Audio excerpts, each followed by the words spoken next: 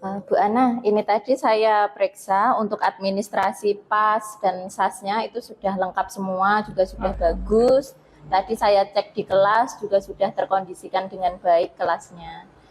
Sebelum saya pamit, mungkin dari Bu Ana ada yang mau disampaikan? Iya Bu, kebetulan deh. Alhamdulillah ya untuk SAS dan PAS-nya berjalan dengan lancar. Nah sebenarnya Ibu ada waktu enggak ini? Alhamdulillah Mungkin ada untuk hari ya ini. mungkin jenengan mau ke mungkin ini mengganggu aktivitas jenengan. Sebenarnya saya ada sedikit ganjalan Ibu. Mungkin dengan kita ngobrol bisa membantu saya. Semoga ganjalan ini bisa teratasi gitu. Ya, gimana nih Bu Ana, ada apa? Nah, kebetulan kan kemarin saya baru saja kan menyelesaikan penilaian kinerja dari para guru. Nah, memang ada sebagian ya Bu, guru itu memang membutuhkan perhatian karena dari praktik kinerja yang dipilih ternyata sebagian besar masih saya nilai sih masih butuh diefektifkan lagi karena memang apa yang dipilih beliau-beliau dari para guru itu sudah diterapkan tapi tidak maksimal gitu. Jadi saya sebenarnya butuh solusi sih Bu terkait dengan permasalahan tersebut gitu. Jadi intinya Bu Ana itu melihat indikator kinerja yang dipilih oleh guru itu masih banyak yang belum maksimal dilaksanakan gitu ya, Bu Ana. Betul. Nah, untuk harapan Ibu nih ke depannya seperti apa? Ya, kedepannya ketika nanti penilaian kinerja dan terutama pelaksanaan pembelajaran di kelas itu lebih efektif karena kemarin itu dari indikator yang dipilih kalau di persen ya paling hanya sekitaran 60%, padahal kan paling tidak saya itu mempunyai standar ya Bu, minimal ya 80% lah bisa berjalan dengan baik gitu. Oke, jadi dari apa yang Bu Ana lihat di kelas untuk indikator kinerjanya itu masih di angka 60%. Iya. Harapannya bisa sampai ke 80%. Ya. Nah, gambarannya seperti apa nih menurut Bu Ana? 80% itu indikatornya seperti apa? Nah, kemarin kan kebanyakan yang dipilih itu adalah praktik pembelajaran interaktif ya, di mana sebenarnya ada 3 indikator, tapi kebanyakan guru-guru itu memilih bagaimana merancang pembelajaran itu agar anak itu berpikir kritis. Nah, ternyata pada prakteknya waktu kita observasi itu ternyata dari pertanyaan pemantik ya, yang melatih agar anak itu menjadi kritis, itu ternyata tidak semuanya itu terespon gitu. Itu yang pertama. Terus ada indikator yang memilih ternyata bagaimana merancang pembelajaran itu agar semua anak itu berperan aktif gitu. Ternyata hanya sebagian, terutama di pembelajaran ketika berkelompok. Nah, ternyata dari 5 maksudnya anggota itu rata-rata kan 5 anak. Paling hanya 2 atau 3. Sedangkan yang 2-nya itu pasif banget, diam gitu aja. Jadi kalau saya menangkap ini ada 2 indikator yang berbeda ya Bu? Iya. Jadi ada guru yang memilih untuk indikatornya itu merancang pembelajaran agar anak berpikir kritis. Ya. Kemudian ada guru yang indikatornya agar anak berperan aktif dalam pembelajaran gitu. Nah, ini yang mau kita diskusikan dua-duanya atau kita mau fokus salah satu dulu ini? Kalau bisa sih dua-duanya Bu, karena itu kan terkait bagaimana guru merancang ya pembelajaran itu seperti apa. Kalau saya menilai itu saling berkaitan. Ketika di awal pembelajaran anak sudah antusias, guru ketika memberikan pertanyaan pemantik anak-anak sudah antusias, saya kira nanti ketika di kelompok itu juga akan berpengaruh gitu loh. Mungkin bisa dua-duanya Ibu. Dua-duanya ya. Jadi harapannya Bu Ana itu nanti di kelas dua-duanya dapat, anak bisa diarahkan untuk berpikir kritis dan juga mereka aktif. Mungkin yang aktif tadi juga membantu mereka berpikir kritis gitu ya Bu Ana. Oke. Jadi tujuan kita diskusi kali ini untuk mencapai itu agar guru mampu mencapai kinerjanya yang indikatornya di kelas itu anak bisa diarahkan untuk berpikir kritis dan aktif di kelas gitu ya. Nah, menurut Bu Ana nih, kekuatan atau modal apa yang saat ini dimiliki?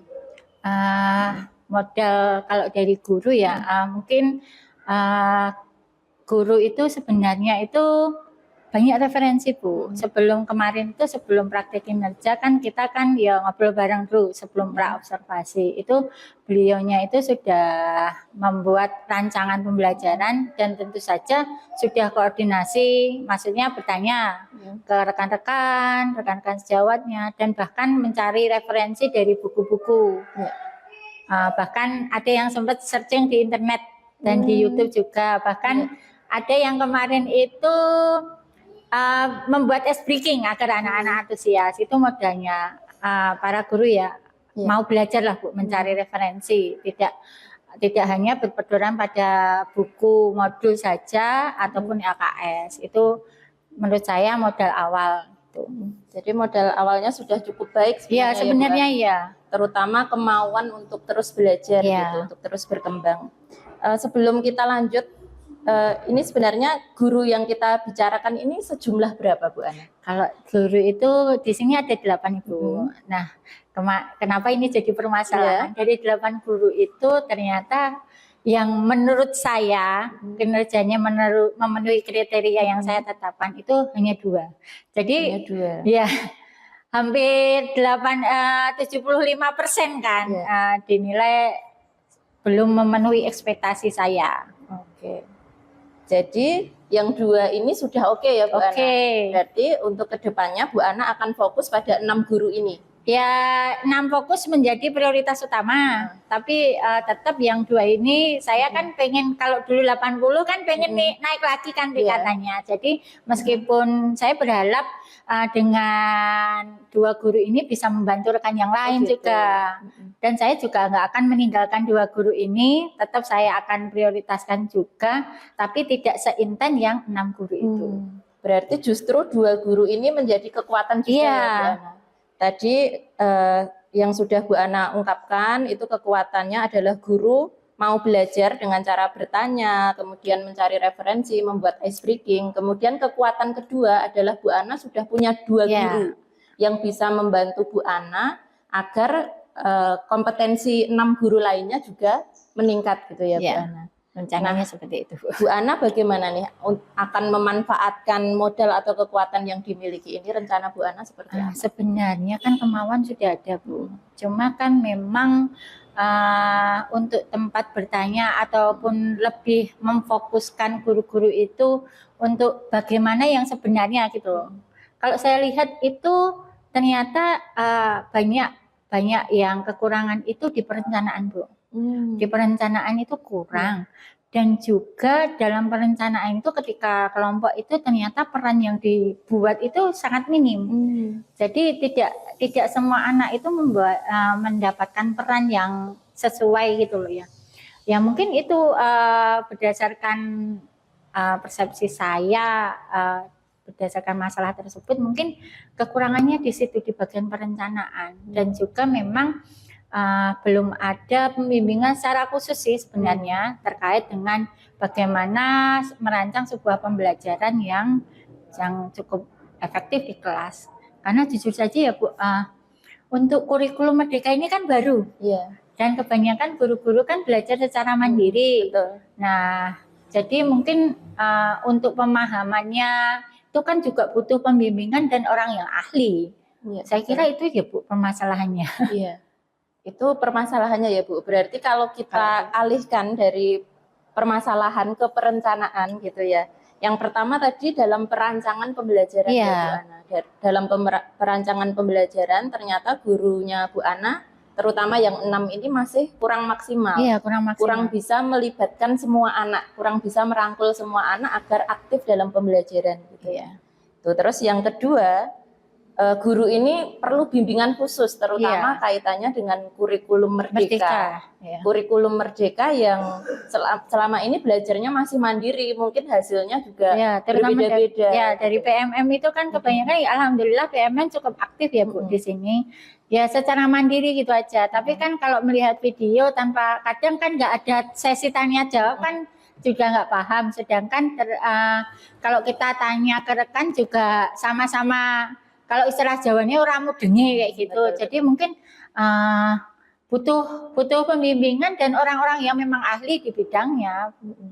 Seperti itu. Berarti Bu Ana sudah punya satu rencana nih, Iya, sebenarnya itu mengadakan bimbingan gitu ya untuk para guru Bu Ana. Terutama bimbingannya itu berarti, saya konfirmasi lagi ya, berarti bimbingannya itu juga dalam membuat perencanaan pembelajaran gitu ya.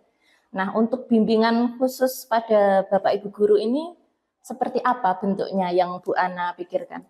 Nah, sebenarnya ini kan baru booming Kombel ya Bu ya. Oh iya. Nah, kebetulan kan memang dari pemerintah kan pengennya Kombel ini dimanfaatkan ya. Nah, saya rencananya sih mau mengaktifkan Kombel itu. Kira ya yang menjadi ganjalan saya itu apakah efektif gitu loh Bu. Kalau pemanfaatan Kombel ini menjadi salah satu sarana gitu loh.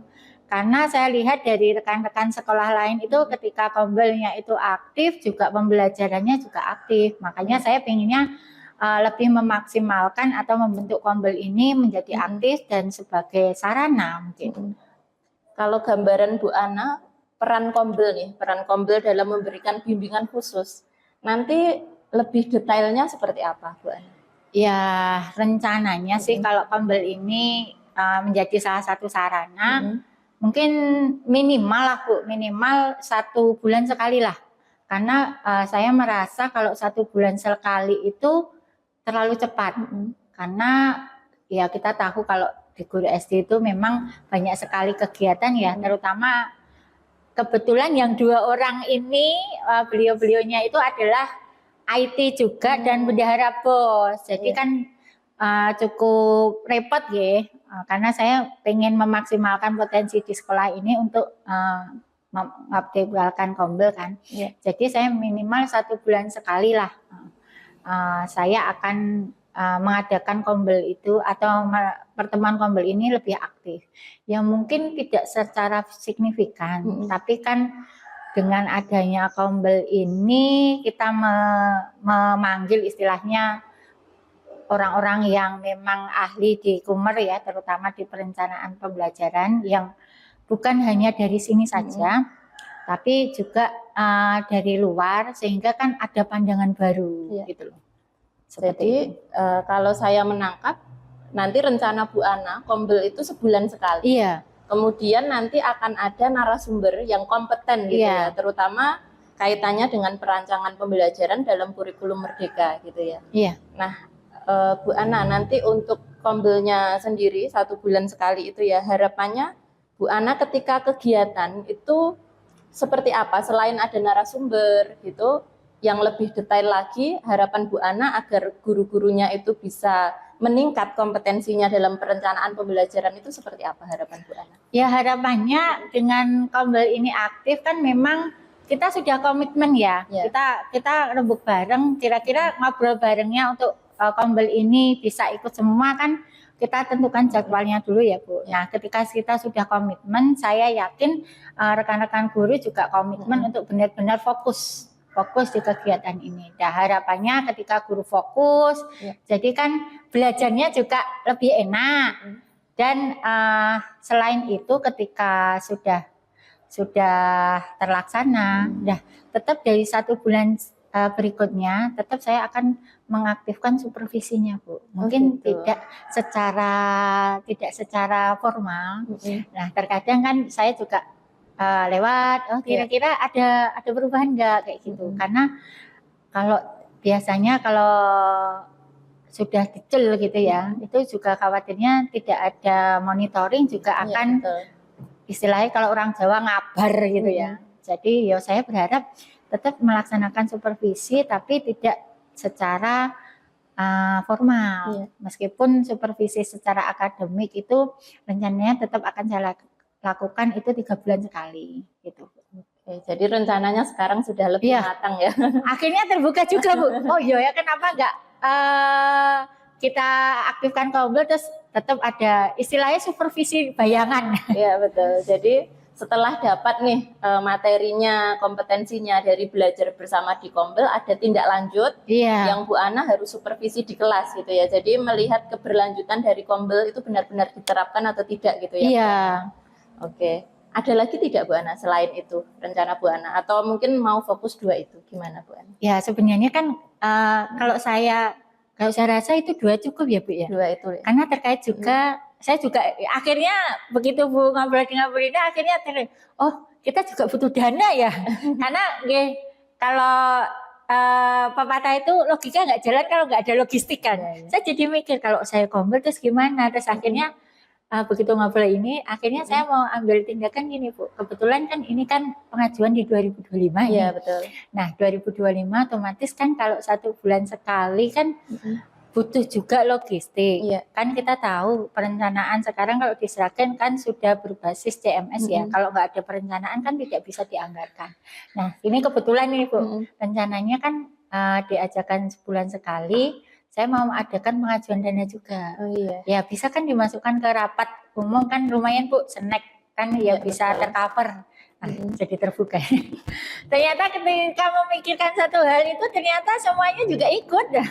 Malah lebih matang lagi untuk tahun 2025. Apalagi ini momennya pas sekali. Iya. Kebetulan kemarin kan juga dari dinas, dari tim pos itu memang sebelum nanti awal Januari kan sudah fix. Memang akhir Desember itu harus sudah difixkan. Ya semoga di ACC ya Bu ya.